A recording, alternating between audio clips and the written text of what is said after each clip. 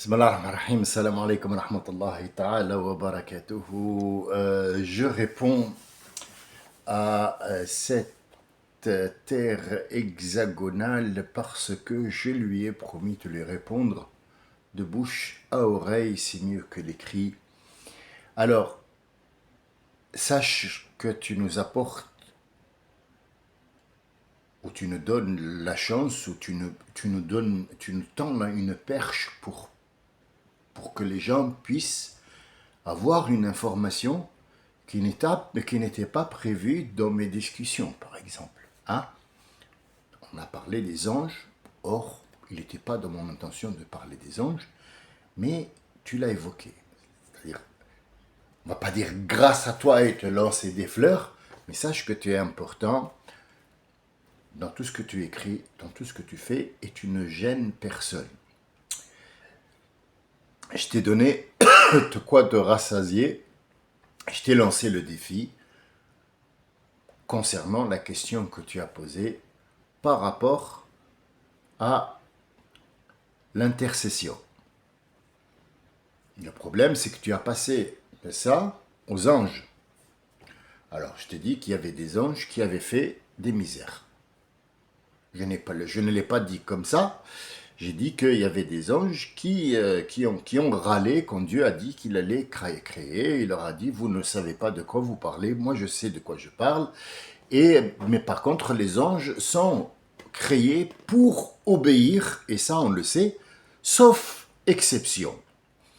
Et pour renforcer tes dires, alors après c'est des questions que moi j'ai posées, hein, on est bien d'accord.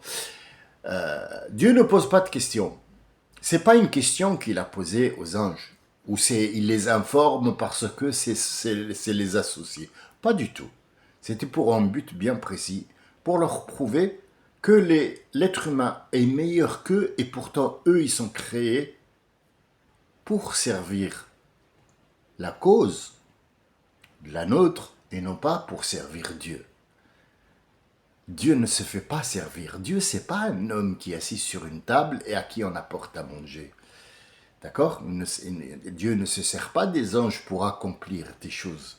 Il les a créés pour nous, rien que pour nous.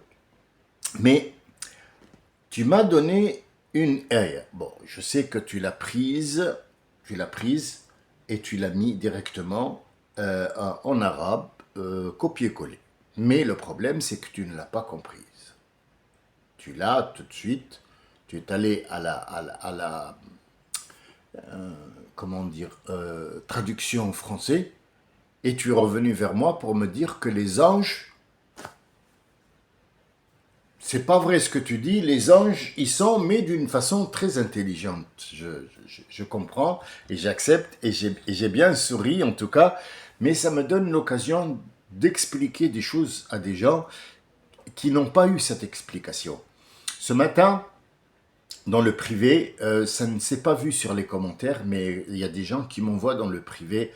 Il y en a un qui nous a, enfin, qui m'a remis en place dans le sens où qu'est-ce que tu fais? Tu es en train de parler à des gens qui sont plus bêtes que leurs pieds, des Maghrébins, c'est la honte, tout ça.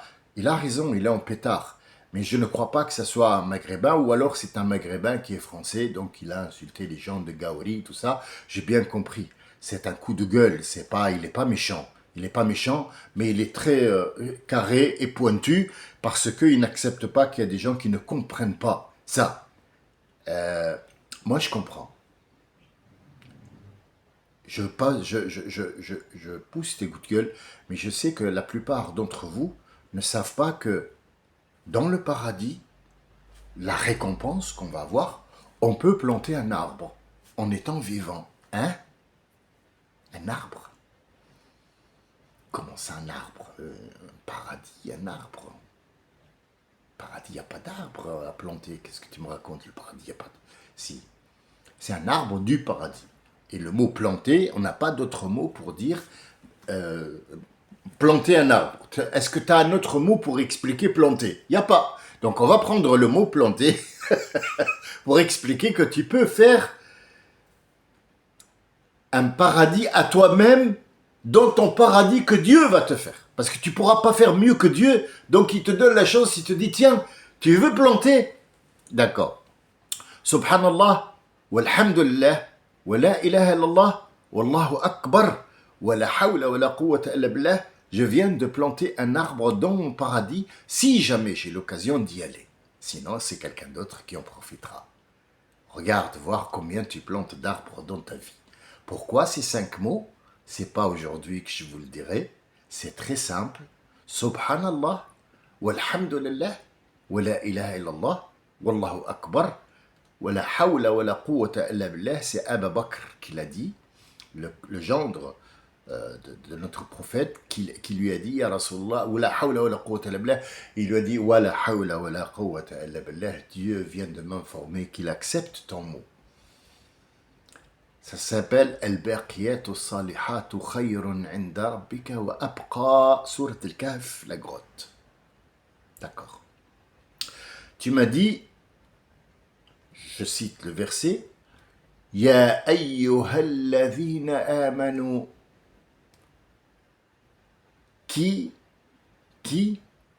À qui est ce que Dieu va dire maintenant. Il est dirigé vers qui? Vers ceux qui ont... D'accord. C'est eux le sujet? Oui. Mais c'est pas que eux le sujet. Regarde, le sujet en arabe, il peut être divisé sur 3 ou 4 choses. Chose qui en français ne peut pas. Un sujet, c'est un sujet. Ali est allé au marché. Le sujet, c'est qui? C'est Ali. Le verbe, c'est quoi? C'est aller. On peut marcher, courir, on s'en fout, mais il est allé. C'est-à-dire, il a pris la direction du marché. Les gestes qu'il a fait, on a dit qu'il marchait. Mais on peut dire aussi qu'il s'était pressé de marcher. Donc là, on rentre dans d'autres trucs grammaticaux. Mais le simple, c'est Ali est allé au marché. Le marché, c'est le complément de lieu. Le sujet, c'est Ali. Est-ce que le marché est un sujet? Non.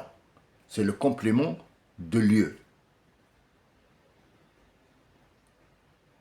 Est-ce que tu peux le... Non. Et en arabe, le sujet peut être divisé. Il peut y avoir 4 sujets dans une phrase qui sont visés par la chose. Tu m'as dit, Ya ayyuhalladhina amanu qu anfusakum. Le mot qu, c'est un verbe déjà, c'est pas un mot. Qu, ça veut dire, comme Gandalf le Blanc a dit, fuyez pauvre fou. C'est pas une comparaison, je l'ai dit à titre pour détendre l'atmosphère, pour que ça soit pas une histoire qu'on va tenir à cœur et que on va pas s'entendre. Fuyez pauvre fou, fuyez, fuyez. Vous, qu anfusakum, vos esprits. Ici, il n'y a pas corps. Pas vous comme corps, comme esprit. Wa ahlikum, et non pas ahlikum. Ahlikum, ça veut dire ta femme et tes enfants. Ahlikum, tu peux avoir beaucoup de ahl. Il y a ahl de ta femme, le ahl de toi-même, le ahl de ton clan, ahlikum, et non pas ahl. Ahlikum aussi peut dire chacun de vous doit fuir avec son ahl. Tu vois, il y a beaucoup de sens en fait. Et je ne fais que fleurer. Tu vas aller plus loin et on va voir qu'est-ce que c'est elle. Est-ce que c'est la femme toute seule? Est-ce que c'est la femme et sa mère et ses enfants? Est-ce que c'est la femme et ses enfants? Est-ce que c'est les enfants? Est-ce que la femme et les enfants et les parents sont? Donc en fait, ça c'est une autre branche et on va en rentrer ailleurs. Mais restons d'abord en surface sur la route principale. Qu, c'est un ordre. Kul, c'est un ordre. Koulou, c'est un ordre. Kul, ça veut dire mange. Kol. Kol, c'est un ordre qui ne se discute pas. Ya ayyuhan nabi, si on te pose la question, Kol. Cherche pas à lui donner un truc de ta tête parce que tu l'aimes et tu veux absolument qu'il tel et tel. Non, non, Kol, Kol. Qu'est-ce qui s'est passé avec le prophète une fois? Une femme est venue lui dire, Ya Rasulallah, j'ai fait l'adultère. Il a fait en sorte de ne pas l'écouter. Le prophète, il aurait pu tout de suite appeler les gardes, vite, allez, hop, on la lapide avec des pierres, on fait le nécessaire. Il a changé de discussion. Il sait que Dieu le regarde, il la regarde, il sait très bien ce qu'elle a dit. C'est le prophète. Mais il a changé, elle n'arrêtait pas de lui dire, Ya Rasulallah, znit. J'ai fait l'adultère, Ya Rasulallah, znit, Ya Rasulallah. Ya Rasul, je ne veux pas rester comme ça dans le mensonge, je veux. Il lui a dit, Ajouninti, tu es devenue folle? T'as pas compris ce que j'ai fait, moi? Pourquoi tu t'es pas tue? Parce que là, je suis dans l'obligation de te punir. Mais va d'abord accoucher, parce que ton fils ne rentre pas dans la punition. Peu importe qui son père, est-ce que c'est un bâtard ou pas, est-ce que c'est le fils d'un adultère ou pas, il n'a pas à subir la punition, mais mets ton fils d'abord en lieu sûr. Tu lui donnes sa tétée, son lait, et tu reviens pour prendre ton châtiment. Tu vois, ça c'est notre prophète qui va être notre chef Yaoum Tin. Tu as compris ce que ça veut dire intervenir auprès d'eux. Voilà. Alors, Ya Ionesu ou anfusakum wa ahlikum. De quoi? On court, pauvre fou, enfuyez-vous de quoi? De l'enfer qui vous attend. Dans cet enfer-là, il y a des anges qui ont été créés pour ça. Ghilaz, ça veut dire il a une tête, mais une tête et des épaules, tu sais même plus sa tête de ses épaules tellement il est énorme et il est comme on dit nous les êtres humains moche, mais c'est fait exprès. Moche pour te faire peur. Il a une tête à faire peur et lui il n'en est pas conscient cet ange-là. C'est un ange qui ne craint pas le feu ne lui fait rien. Il ne sent ni froid ni chaud. Mais c'est des choses qu'il va faire lui que les autres anges ne feront pas. Il a été créé pour ça, pour brûler des gens. Imagine, pour brûler des gens, il faut d'abord déjà accepter la chose dans la tête. Donc ils ont été créés pour ça spécialement. Ce que Dieu leur a dit de faire, ils le feront. Il lui a dit, fais-lui boire du feu, il lui fera boire du feu sans hésiter parce qu'il n'a aucun sentiment. Ici, nous ne parlons pas de l'ange qui va démentir Dieu ou va lui dire, non, je ne peux pas parce que c'est pas ça. Tu vois, tu as apporté un verset qui n'a rien à voir, encore une fois, avec notre discussion, c'est que les anges, il y en a, tous font leur travail, mais de temps en temps, ils ont une pensée. Ceux qui sont venus, ceux qui ont pris forme humaine et qui jusqu'à aujourd'hui attendent le jour du jugement dernier, puisqu'ils sont accrochés en attendant leur sentence, ce sont des anges. Il n'y a pas plus anges que eux, sauf qu'à l'intérieur d'eux, ils ont parlé doucement en murmure, sachant que Dieu les écoute et il est au courant de ce qu'ils vont dire puisque c'est lui qui les a créés. Il a dit, nous, on aurait fait mieux que eux. Il parlait des gens à Babylone où la magie et la sorcellerie a pris foyer. Babylone. Nous avons tous entendu parler de Babylone. Et Babylone, c'est un endroit où la magie et la sorcellerie a pris lieu, a pris possession des lieux, et tous les genoux venaient là-bas et ils faisaient des affaires avec les hommes, et c'était de la fatigue pure. Donc il fallait que Dieu, subhanahu wa ta'ala, avant qu'il crée Babylone, crée les deux anges qui vont rechigner à l'intérieur d'eux, et il va leur dire, je vous ai dit que j'allais créer un homme, et je vous ai dit pourquoi vous ne savez rien. Mais maintenant que vous avez rechigné vous deux, vous allez vous transformer en homme et descendre sur Babylone, je vais vous donner le pouvoir et vous allez être leur guide. Vous allez me montrer comment vous faites mieux que l'homme. Donc la première des choses qu'ils ont fait, c'est que Dieu leur a envoyé, et ça rentre dans le cadre du mythe, ce que je viens de dire là maintenant, là tout de suite. Ce que je vais dire, je vais le mettre entre parenthèses. Pour l'instant, ça ne rentre qu'en dans l'ordre du mythe, parce que c'est eux qui ont rendu ça comme étant mythe.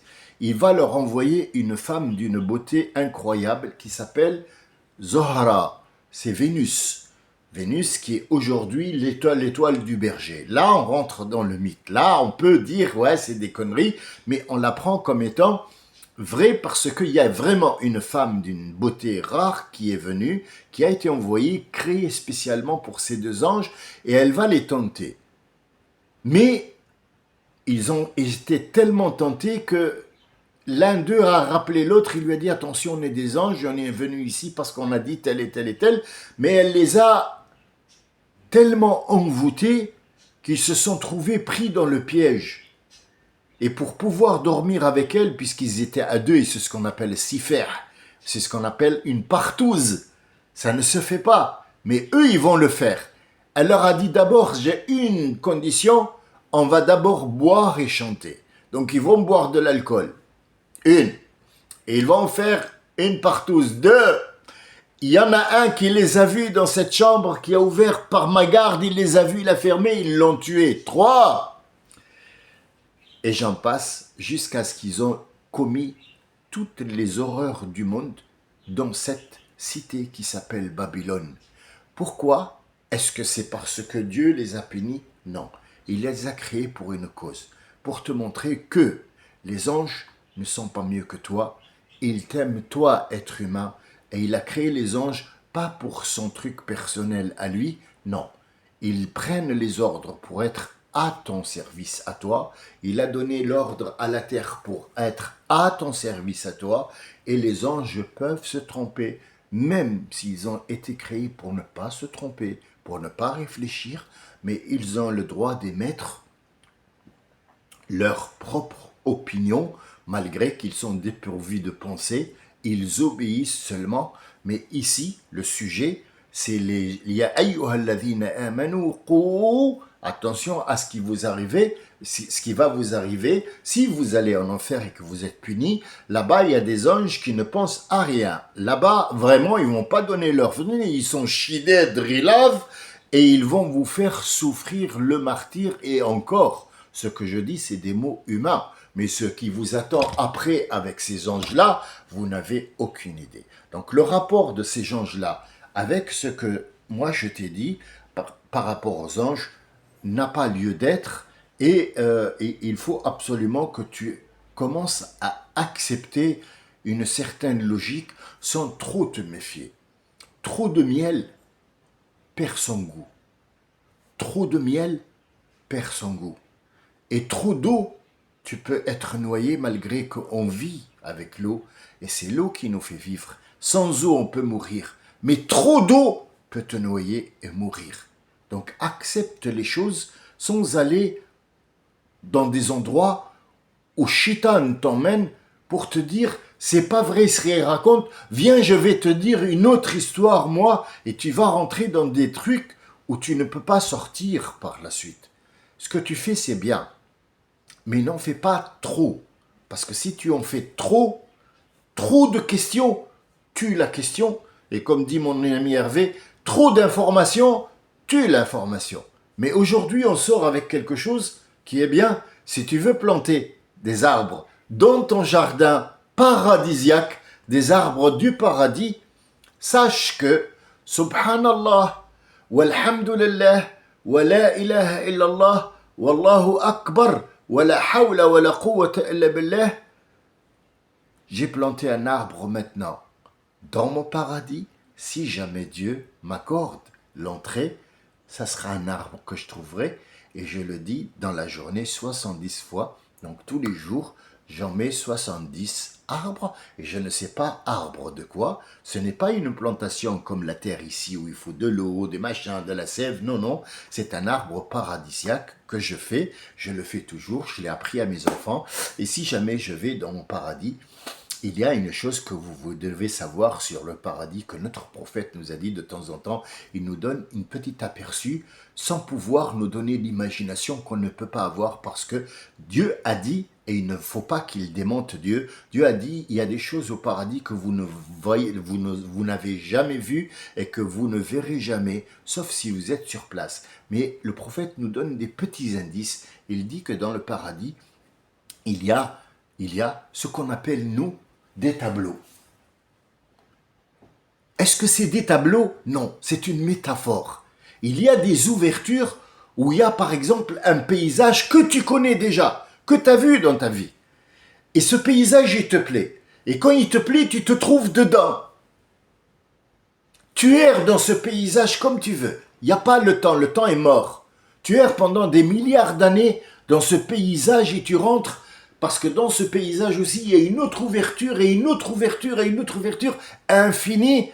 Et quand t'en as marre, t'en as jamais marre, et que tu veux revenir là où t'es, tu te retrouves devant ce pays, tu ouvres les yeux, tu te retrouves devant ce paysage où tu as envie de rentrer encore une fois, tu rentres. C'est très grand, c'est très vaste, ça me donne le frisson, mais c'est un petit indice qui nous encourage à être bien dans notre vie et à aussi profiter de ce que Dieu nous prépare comme chose qu'il a dit. Ma aynun ra'at wa la udhunun sami'at. Le prophète a un œil et il a une oreille aussi. Donc il l'a jamais vu, il l'a jamais entendu, mais Dieu lui a donné des indices qu'il nous a donnés à nous pour nous donner envie d'aller. Et il nous a dit, venez faire avec moi le prière, venez faire avec moi le fajr, venez faire du bien pour que je puisse être votre intermédiaire. C'est pas intermédiaire. C'est pas intermédiaire. Non, il n'y a jamais eu d'intermédiaire entre toi et Dieu, mais ça sera notre chefia. Et ce que je viens d'expliquer sur cette ayah, c'est un verset coranique.